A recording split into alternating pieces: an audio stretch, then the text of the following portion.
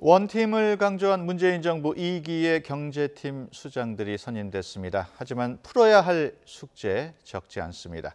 자세한 내용 김현전 민주당 의원, 조혜진 전 새누리당 의원과 함께 알아보겠습니다. 어서 오십시오. 네, 안녕하십니까? 반갑습니다. 네. 두 분께서도 이번에 경제팀 후보자들 잘 아실 텐데 어떻게 보셨습니까?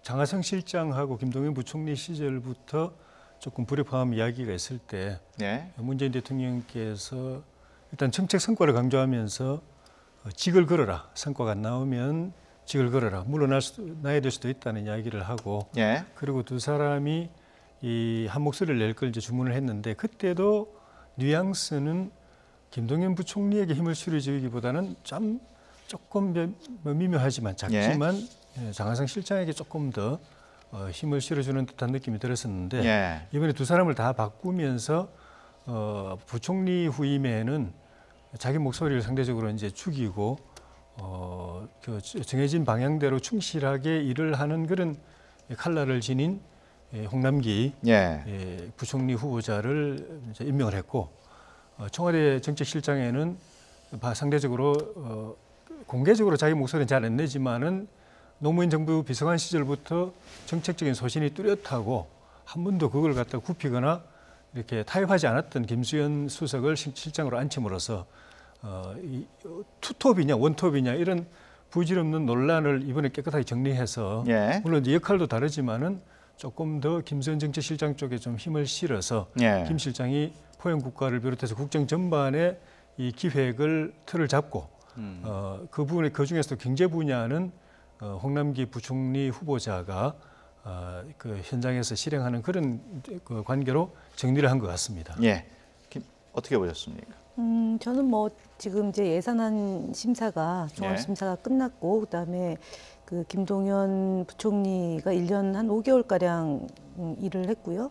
지금 이제 문재인 정부 2기에 해야 될 그러니까 내년 예산, 그러니까 내후년 예산을 편성하는 내년의 임무는 보다 좀 종합적이고 그런 역할이 좀 필요한 것 아닌가 싶습니다. 그러니까 경제적 관점도 물론 중요하지만 대통령이 강조했던 소득주도 성장, 그다음에 공정경제, 혁신성장 이렇게 세 가지를 아우르는 포용 국가를 향한 정책을 입안한다. 이제 그에 뒷받침할 수 있는 예산안을 편성하기 위해서는 좀 종합적이고 객관적이고 그다음 국민의 눈높이에 맞는 그런 경제 정책이 필요한 시점에 도래했다라는 점 하나 하고요. 그다음 청와대의 그 실장의 자리도 마찬가지로 그것을 대통령의 국정 철학을 뒷받침하는 것이 좀 온전하게 실행되는 그런 2기 체제를 만들기 위해서 적절한 시기에 교체를 한 것이다라는 평가를 드릴 수 있겠습니다. 신임 김수현 실장, 참여정부와 현 정부에서 종합부동산세 수립 등 부동산 정책에 깊숙이 관여한 인물입니다. 또 이와 함께 시장의 반발을 가장 거세게 받은 부분도 있긴 한데 어떻게 보십니까? 그런 부분 때문인지 모르겠는데 이번 인사를 앞두고 문재인 대통령께서 청와대 업무 조정을 해가지고 김수현 사회수석으로서 계속 담당을 해왔던 탈원전 정책하고 부동산 정책을 윤종원 경제수석에게 넘겼습니다. 그래서 그 짐에서는 벗어났는데 그걸 계속 가지고 있었다면은 부동산 문제 때문에 여론의 그 공격 대상이 될 가능성이 높고 정치적 부담이 컸을 텐데 일단 그걸 이제 들어줬다는 의미가 있는 것 같고, 좀 전에 말씀하신 대로 부동산 정책은 김수현 신임 정책실장이 노무현 정부 때 국민경제비서관 때 본인이 주도해가지고 종부세를 비롯한 종부세 도입을 비롯해서 강한 부동산 억제 정책을 도입을 했다가 결과적으로 그때는 수도권을 중심으로 해서 부동산이 폭등하는 부작용을 낳았는데 이번에 사회수석이 돼가지고도 그때보다 더 강한 이제 억제 정책을 폈는데 결과는 또 비슷했어요. 어떻게 보면 그때보다 더 일부에서는 광풍이라고 말할 정도로 부동산 폭등 현상이 일어나가지고 야당이나 일부 언론으로부터는 부동산 정책 완전 실패다.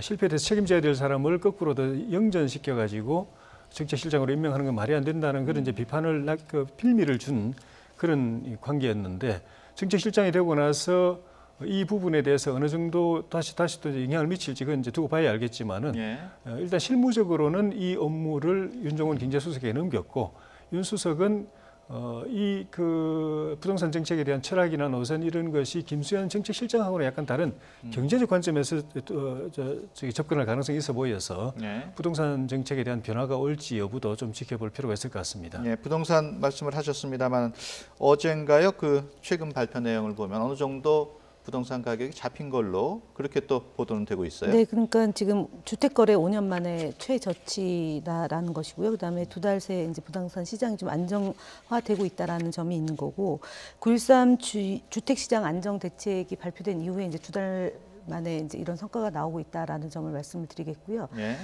저희 이제 참여정부 때 부동산에 대한 정책이 시장에서 제대로 구현되지 않은 것은 이후에 이 정책의 연속성이 있을 만한 시점, 즉 말씀을 드리자면 정부가 들어선 지 초창기부터 정말 잘못된 정책을 바로잡는 노력을 기울이고 그것을 일관되게 진행하겠다라는 그런 확고한 신뢰와 그 정책에 대한 안정성 같습니다. 그래서 이번의 경우는 부동산 시장의 문제점을 잡을 때까지 잡겠다라는 것이 문재인 정부의 입장인 것이고요. 그 과정에서 미비하거나 아니면은 조금 시장에서 시그널이 잘못된 부분에 대해서는 바로잡는 노력을 했던 것 같습니다. 그리고 당 역시 부동산 정책에 대해서 고강도의, 만약에 이번에 안 될 경우는 더 한 강도를 높여서 반드시 부동산 문제는 그러니까 투기의 대상이 아니라 그 안정적으로 그러니까 주택의 문제로 삶의 질을 향상시키는 문제로 접근해야 된다라는 점이 문재인 정부의 입장이기 때문에 지금 김수현 정책실장이 이전에 이제 참여정부 때 그러한 문제 때문에 야당에서 공격의 빌미가 되고 있는 점은 있는 것 같습니다. 그러나 알겠습니다. 어쨌든 최대한 노력을 기울여서 부동산 시장의 안정화를 꾀할 것으로 보입니다. 홍남기 경제부총리 인사청문회 앞두고 있는데 무난히 통과할 걸로 예상하십니까? 제가 볼 때는 국무조정실장까지 했었고요. 공직에 오래 몸담고 있었고 그동안 그 활동한 것들이 다 투명하게 공개되어 있기 때문에 그리고 검증 과정을 뭐 거쳤고 상황을 좀 지켜봐야 되겠지만 별 문제 없을 거다라는 것이 세간의 평인 것 같습니다. 청문회 어떻게 예상하십니까? 제가 그 19대 국회의 미래창조과학위원회 그 간사를 할 때 그 미래창조과학부 차관을 하셨어요. 너무 조용하셔가지고 존재감을 별로 못 느낄 정도였는데 관가에서는 워낙 일을 꼼꼼하고 성실하게 하는 분이고 별로 이렇게 적이 없고 대인관계가 원만한 분이라는 그런 이제 평이 일반적인 것 같고요. 그래서 그런지 우리 이명박 정부 때도 기재위 대변인하고 정책조정국장도 하고 그리고 박근혜 정부 때도 좀 전에 말씀드린 이런 이제 그 부처의 차관도 하고 이번에 그 문재인 정부 들어서는 또 국무조정실장으로 발탁돼서 다시 경제수장으로 발탁이 됐는데 그런 점에서 보면은 뭐 비교적 무난한데 이분이 그런데 그 국무조정실장도 장관급이지만은 국회 청문회 대상이 아니기 때문에 청문은 이번이 처음이거든요. 그래서 청문을 하다 보면은 평소에 우리가 알던 것과 또 다른 모르는 것들이 나오는 경우가 있어가지고 그게 그걸 좀 봐야 될 것 같고 본인 문제도 있지만은 이번 국회 예결위 심사 막바지에 정부가 그 책임자인 경제부총리를 경질했다는 거, 바꿨다는 거, 이게 벌써 이제 야당의 공세의 대상이 되고 있고, 그 정치적으로 논란이 되고 있고, 그 다음에 청와대 실장에 김수현 실장을 이제 앉힘으로써 야당이 계속 바꾸어야 된다고 주장해왔던 국정기조, 특히 경제정책 기조, 소득주도 성장 이거를 계속 유지할 걸 확실하게 이제 보여줬기 때문에 이걸 어떻게 할 것인가에 대한 이 부총리 후보자에 대해서 생각에 대해서 질문이 쏟아져서 이런 정책적인 부분이 또 논란이 좀 있을 것 같습니다. 알겠습니다. 방금 지적하셨습니다만 청문회하고 예산심사 이게 동시에 이루어짐으로써 이게 약간 문제가 되는 것 아니냐. 경제부총리를 이 시기에 바꾼 게. 그 점은 어떻게 보십니까? 그러니까 올해 내년 예산을 이제 올해 김동연 부총리 체제에서 한 것이고요.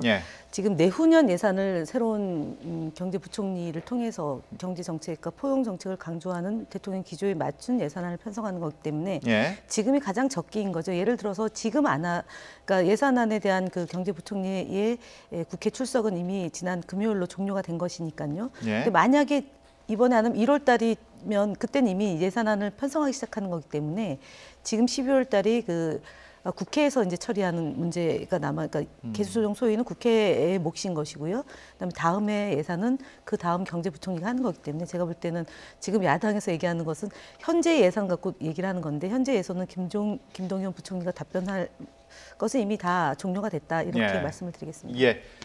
이번 경제팀 인사의 특징은 이낙연 국무총리의 존재감이 더 커졌다는 건데요.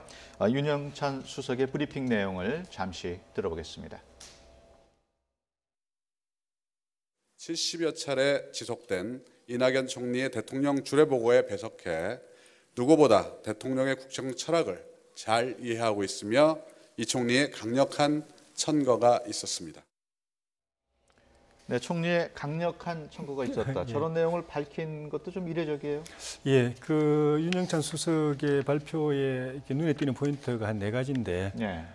취임 1년 반쯤 된 총리가 벌써 대통령 주례보고를 70여 차례 했다라는 거. 역대 정권의 총리 위상하고 비교해 보면 상당히 이례적이거든요. 예. 그만큼 실세 총리라고 할 수 있고 대통령이 힘을 실어주고 있다고 볼 수 있고 이 자리에 홍남기 당시 국무조정실장을 계속 배석을 시켰다는 겁니다. 예. 배석시킨다는 의미는 대통령에 대한 보고를 충실하게 하기 위해서 그 실무를 꿰고 있는 사람을 계속 배석시키는 의미도 있고 그 국무조정실장 입장에서 보면은 대통령과 계속 간접 면대를 할 수 있고 대통령에게 자기 실력이나 소신을 보여줄 수 있는 기회를 주는 측면도 있기 때문에 총리로서는 그분을 키워주는 의미도 있습니다. 예. 그리고 마지막 대목에서 총리의 강력한 천거가 있었다라고 하는 것은 헌법에 규정되어 있지만 실제로는 그동안에 사문화되어 있었던 국무위원 그 재청권, 예. 총리의 국무위원 재청권을 실제로 행사하고 있다는 걸 윤 수석이 강조했다는 의미가 있는 것 같고 그만큼 그 이낙연 총리의 역할이 크다. 예. 그리고 또 대통령 청와대가 인사를 할 때 헌법에 총리의 임명재청권을 존중하고 있다. 이걸 보여주는 그런 의미가 있는 것 같고 그런 측면에서 홍 수석에게도 그 홍남기 부총리에게도 굉장히 힘이 실리는 브리핑을 해준 것 같습니다. 예. 그러면 이제 경질된 김동연 부총리 앞으로 어떤 행보를 보일까도 관심입니다. 교체가 가시화됐을 때 국회에 출석해서 한 얘기가 있는데요. 그 내용을 먼저 잠깐 보시겠습니다. 오늘이 국회에서 마지막으로 발언하시는 날이 아닌가 싶은데 그동안 소감이라든가. 뭐 인사에 대해서는 제가 얘기할 수 없기 때문에 그렇지만 저 기재위도 있고 또 제가 그 뭐 가정법을 써서 말씀드린다면 무슨 일이 있어도 금년도 예산에 대해서 제가 그 마무리를 최선을 다해서 책임지고 하겠다고 말씀드렸습니다. 국회에서도 뵐 겁니다. 나중에 감사합니다. 네, 국회에서도 뵐 거란 말이 좀 여운이 남는데 야당인 한국당이 조금 경제부총리를 감싸는 듯한 그런 분위기예요. 제가 볼 때는 그 이제 뭐 틈새를 노리는 그런 것 같은데 별로 실효성이 없는 것 같고요. 예. 일단은 그 지금 말씀하신 김동연 부총리 얘기는 말씀 그대로 기재위에 출석해서 답변할 수 있는 기회가 있을 것이고 예. 그다음에 금년도 예산안을 마무리 짓는 데까지 국회에서 해야 될 일을 최선을 다해서 하겠다라는 취지의 말씀인 거지 이것이 무슨 여운을 남긴다거나 아니면 자유한국당의 무슨 콜에 응하겠다 이런 취지는 전혀 아닌 것 같습니다. 예. 조금 섣부른 예측이기도 합니다만은 야당 영입 가능성까지 슬쩍 나오고도 있어요. 그 점은 어떻게 보십니까? 일본말로 찌라시라고 하고 우리말로 사설정보지라고 하는데 그게 돌았습니다. 예. 벌써 한 보름 열흘쯤 됐는데 김동연 부총리가 이번에 그만두고 예. 야당의 대선 후보 경선에 뛰어들 거라는 것이 정치권에서 돌았기 때문에 예. 본 분들은 다 이제 다 봤고 그래서 그런지 요 한 3, 4일 전부터 여당 쪽에서 김동연 부총리에 대해서 좀 안 좋은 이야기들이 슬슬 나왔어요. 예. 자기 정치하는 거 아니냐. 또 자기 앞으로 정치 행보를 위해서 문재인 정부의 소득주도 성장이라든가 이런 문제 있는 경제 정책에 대해서 자기 목소리 냈다는 거 알리바이 만들려고 저러는 거 아니냐 이런 이야기가 나와가지고 언론에 보도될 정도였으니까 예. 여당과 또 정치권 주변에서 그런 그 사설 정보지에 나오는 이야기를 의심의 눈초를 보기 시작했다는 거고 또 정진석 의원 같은 경우에는 김 부총리한테 지혜를 빌려달라 이야기한 거는 또 우리 당에 들어와서 역할을 해달라 이렇게 또 해석도 되고 있고 예. 김동연 부총리도 우리 이제 신임 홍남기 부총리 후보자와 마찬가지로 굉장히 유능하면서 또 성실하고 또 대인관계가 원만한 분이라 가지고 이명박 정부 때도 청와대 경제금융비서관 또 기재부 예산실장 차관했고 예. 또 박근혜 정부 때는 국무조정실장하고 정권이 완전 다른 정권 교체가 됐는데 문재인 정부 때 초대 또 그 경제부총리로 임명이 되었을 정도로 그만큼 이제 잠재력이 있는 분이기 때문에 예. 또 나이도 있고 하기 때문에 자 국가에 대한 몽사를 이걸로 끝내고 싶진 않을 겁니다. 예. 본인이 어떤 생각이 있는지는 아직 모르겠지만은 그런 이제 가능성은 있는 것이고 다만 그것을 할 때 있어 가지고 그렇게 가볍게 처신하거나 그러지는 않지 않겠는가 하는 그런 생각이 듭니다. 예. 화제를 조금 바꿔보겠습니다. 자유한국당 비상대책위원회가 전원책 특별위원을 전격 경질했습니다. 이에 대한 전원책 변호사의 입장을 먼저 들어보겠습니다. 국회의원이 101명이나 되는 정당이 지지도가 불과 10% 조금 넘는 이 상태인데 이 상태에서도 자기 반성, 자기 성찰 그리고 자기 희생이 안 보인다. 대중에게 무엇을 던져줄 것인지 무엇을 제시할 것인지 다음 세대를 위해서 무엇을 내가 할 것인지 어떠한 비전도 없어요. 얘기를 할지 안 할지도 제가 좀 고민하고 있어요. 사실은 프레스 센터를 예약을 해놓았다가 좀 어떻게 할까 아직도 고민을 하고 있습니다. 네, 자유한국당에게는 좀 아픈 자기 반성이 없다 이런 비판을 했는데 어떻게 보셨습니까? 정확한 지적이죠. 그러니까 20대 총선에서 완전히 참패를 당했는데 반성할 줄 알았는데 안 하고 네. 그다음 또 탄핵까지 초래하지 않습니까?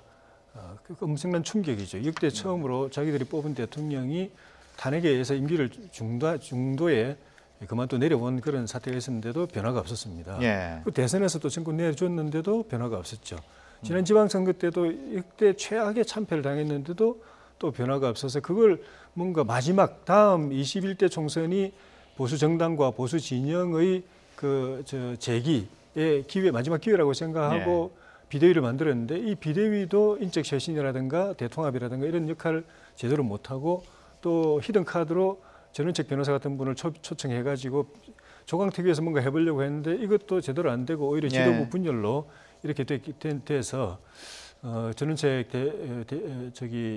변호사처럼 그런 포부를 가지고 들어왔다가 이렇게 좌절을 맛본 분으로서는 저렇게 진단할 수밖에 없는 측면이 분명히 있는 것 같습니다. 예, 어떻게 보셨습니까? 일단은 문자로 해촉 사실을 알렸다라는 점은 대단히 경악스러운 일인 것 같습니다. 예. 사람에 대한 기본 예의가 없는 방식이고요. 그다음에 이제 전당대회 시기를 둘러싸고 2월이냐 5월이냐 그다음에 뭐 대통령 후보가 될 줄 아느냐 마느냐 이런 식으로 이제 격앙된 단어를 주고받은 것 자체가 지금 자유한국당의 현 주소를 바로 고스란히 드러내고 있는 것 같습니다. 그래서 실제로 지금 어쨌든 2월 달에 전당대회가 뭐 예상되는 것 같은데 결과로 자유한국당이 좀 새로운 비전과 노선을 국민들에게 제시하겠다라고 야심차게 내놓은 것 자체가 결국은 잘 안 되는 걸로 이제 끝나는 것이 아닌가 싶고요. 결국은 그 나물의 그 밥의 결과가 나올 것으로 예상됩니다. 예, 어떻습니까? 자유한국당 앞으로의 인적 쇄신 좀 어렵다고 보십니까? 예, 원래가 참 쉬운 일이 아니었죠. 그래서 그 김명준 비대위원장이 처음 취임했을 때도 첫 이게 발언은 확실하게 인적 쇄신, 물갈이, 또 당 혁신 이런 거 하겠다고 이야기했지만은 조금 이제 비대위를 운영해 보더니 저 말이 이제 점점 발언의 수위가 낮아지면서 내가 언제 사람 목 치려고 왔느냐 뭐 이런 식으로 해서 인적 쇄신의 이 어려움을 절감하고 있다고 그리고 의지가 상당히 꺾였다고 다들 느끼고 있는 상황이었습니다. 그러던 상황에서 전원책 변호사를 위촉해가지고 모셔서 조강특위를 통해서 인적 쇄신을 시도하려고 했던 걸로 다들 이제 이해하고 그런 기대를 했는데 결국 이것도 또 이렇게 이제 결말이 나버려가지고 이제 할 수 있는 일이라고 하면은 이것저것 안 가리고 그 문재인 정부에 대해서 반대하는 범보수 진영 전체를 하나로 모으는 대통합밖에는 지금 남지 않았다고 일부에서는 그렇게까지 보고 있는데 그것도 쇄신하고 이렇게 어떻게 보면 연결되어 있기 때문에 쇄신, 기본적인 최소한의 쇄신 없이 대통합이 되기 어려운 측면도 있거든요.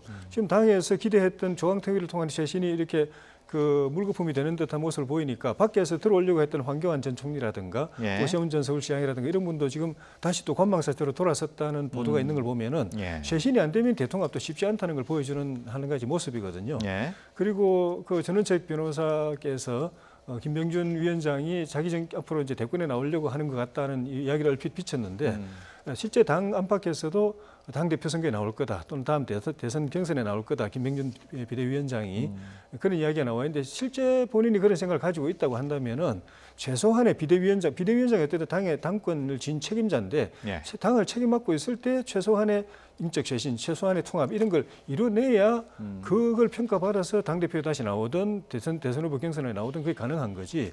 지금처럼 이렇게 쇄신 실패하고 통합도 실패하고 해버리면은 비대위가 아니라 사실은 전당대회 준비위원회밖에 안 되기 때문에 그렇게 끝나면은 김병준 비대위원장에게도 보수 진영에서 뭔가 기대를 하거나 기회를 주기도 어렵기 때문에 다 이번에 전당대회 앞둔 이 당협위원장 이 쇄신 여기에 김 비대위원장으로서는 마지막 자기의 승부를 걸어야 되지 않겠나 예. 그런 생각이 듭니다. 지금 말씀하신 것처럼 김병준 비대위원장 리더십의 타격이 클 것 같아요.